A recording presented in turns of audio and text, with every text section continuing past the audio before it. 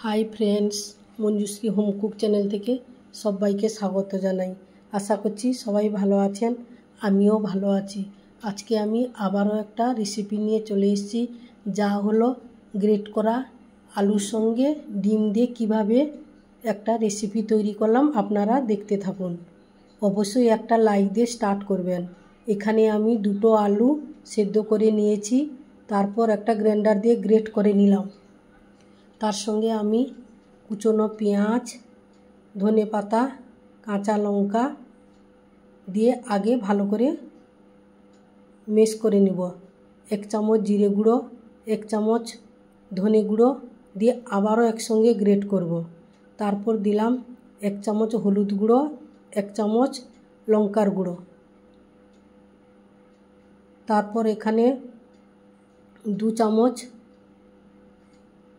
আমি কর্নফ্লাওয়ার দিলাম, 2 চামচ বেসন দিলাম, দিয়ে আবারও আমি ভালো করে মেশ করে নিব। অবশ্যই আমি এখানে হাতের সাহায্যে ভালো করে আমি গ্রেট করে নিলাম। তারপর এখানে 3টে ডিম দিব। ডিম দিয়ে আবারও আমি একসঙ্গে ভালো করে মেশ করে নিব। সব কিছু একসঙ্গে মিশিয়ে নিয়ে 1 চামচ লবণ দিয়ে আবারও ভালো করে মেশালাম। দেখুন বন্ধুরা, আমি কিভাবে মেশাচ্ছি, আপনারা রেসিপিটা ভালো করে লক্ষ্য করলে বুঝতে পারবেন কিভাবে মেশালাম। আমার মেশানো হয়ে গেছে। গ্যাসে হাই ফ্লেমে কড়াটা গরম করে নিয়ে তার মধ্যে আমি সাদা তেল দিয়ে দিলাম। সাদা তেলটা গরম হয়ে যাওয়ার পর যে ব্যাটারটা তৈরি করে রেখেছিলাম দিয়ে ভালো করে চারধার দিয়ে আমি এটা ভেজে নিব। পিস পিস আকারে কেটে ভাজবো। আস্তে আস্তে করে সমান করে দিলাম। অবশ্যই আপনারা এই রেসিপিটা একবার হলেও ট্রাই করে দেখতে পারেন। খুব টেস্টি এবং দেখতেও সুন্দর হয়েছিল, খেতেও খুব টেস্টি হয়েছিল। তারপর একটা খুন্তির সাহায্যে আমি আস্তে আস্তে পিস পিস করে কেটে উল্টিয়ে নিব, কারণ একসঙ্গে এত বড়টা উল্টানো যাবে না। তাই আমি খুন্তির সাহায্যে আস্তে আস্তে পিস পিস করে এইভাবে একটা একটা করে আমি ভেজে নিব।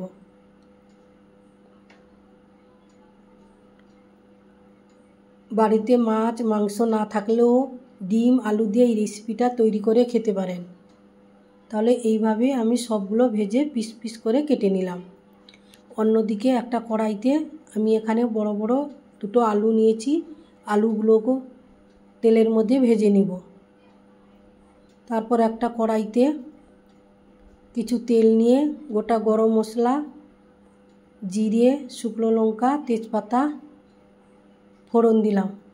একটুক্ষণ নাড়ার পরে আমি এখানে বড় সাইজের একটা পেঁয়াজ কুচিয়ে রেখেছিলাম, ওই কুচনো পেঁয়াজটা দিয়ে দিলাম। পেঁয়াজটাকে দিয়ে একটু নাড়াচাড়া করার পর থেতো করা রসুন দিলাম। রসুন আর পেঁয়াজটাকে একটু ভাজা ভাজা হয়ে আসার পর 1 চামচ আদা বাটা দিলাম। তারপর বড় সাইজের একটা টমেটো দিয়ে ভালো করে মশলাটাকে কষাবো। হলুদ গুঁড়ো 1 চামচ, লঙ্কার গুঁড়ো 1 চামচ, কাশ্মীরি লঙ্কার গুঁড়ো 1 চামচ, জিরে 1 চামচ দিয়ে আমি মশলাগুলোকে আবারও ভালো করে কষাবো।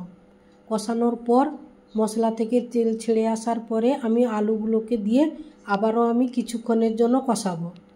ওপর থেকে ধনে পাতাটাও অ্যাড করলাম। কষানোর পর এখানে আমি গরম জল অ্যাড করে 10 মিনিটের মতো ঢাকা চাপা দিব। তারপর দেখুন বন্ধুরা, এইভাবে আমার রেসিপিটা তৈরি হয়ে যাবে। ফুটে আসার পর আমি এখানে পিস করা ডিম আলুর মিশ্রণে যে ধোকার মতো তৈরি করেছি ওটা অ্যাড করলাম। আমার রেসিপিটা যদি ভালো লাগে তাহলে আপনারা লাইক, কমেন্ট, শেয়ার, সাবস্ক্রাইব করতে ভুলবেন না। আজ আসছি, নমস্কার। আবারও অন্য কোনো দিন অন্য কোনো রেসিপির সঙ্গে দেখা হবে। ততক্ষণে আপনারা ভালো থাকুন, সুস্থ থাকুন, সাবধানে থাকুন। দেখুন বন্ধুরা, একটা বাটিতে আমি এইভাবে তুলে নিলাম। কত সুন্দর হয়েছে, আপনারা অবশ্যই ট্রাই করতে পারেন।